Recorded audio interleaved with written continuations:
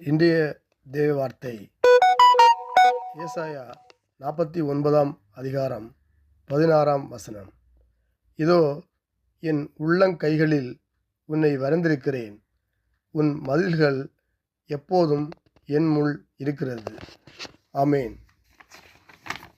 இந்த வசனத்தின் மூலம் ஏசாயா தீர்க்கதரிசி தன் ஜனங்களுக்கு கர்த்தர் அளிக்கும் ஆறுதலை கூறுகிறார். தாய் தன் பாலகனை மறந்தாலும் தேவன் தம்முடைய ஜனங்களை ஒருபோதும் மறைப்பதில்லை. அவருடைய உள்ளங்கைகளில் நம்மை வரைந்திருக்கிறார். உள்ளங்கை என்றால் நாம் தேவனுக்கு மிகவும் வேண்டியவர்கள். அவர் எப்போதும் நம்மை நினைத்து கொண்டிருக்கிறார். நம்முடைய வாழ்க்கையில் நடக்கும் போராட்டங்கள், கண்ணீர், பிரச்சனைகள் எல்லாம் அவருக்கு தெரியும். ஆகவேதான் அவருடைய உள்ளங்கைகளில் நம்மை வரைந்திருக்கிறார். பின்னும் அவர் சொல்கிறார், உன் மதில்கள் எப்போதும் என் முன் இருக்கிறது என்று. அதாவது ஒரு வீடு கட்டினால் அந்த வீட்டை சுற்றி மதில்கள் கட்டப்படும் போது பாதுகாப்பாக இருப்பது போல நம்முடைய வாழ்க்கையின் மதில்கள், நம் நிலைமை, எதிர்காலம் போன்றவை எப்போதும் அவருடைய கண்முன்னே இருக்கிறது என்று.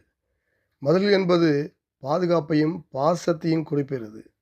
இன்று நாம் தெரிந்து கொள்ள வேண்டியது, நாம் தனியாக இல்லை. தேவன் நம்மை மறந்து விடவில்லை. நாம் அவரோடு கூட இருக்கிறோம். அவர் கரங்களில் பாதுகாப்பாக இருக்கிறோம் என்று.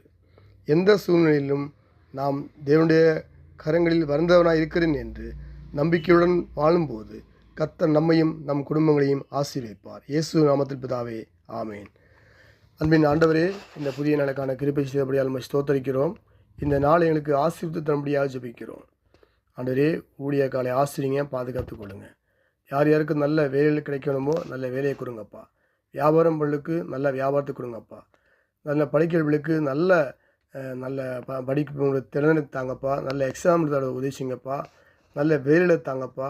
ஆசீர்வதித்து பாதுகாத்து கொடுங்கப்பா.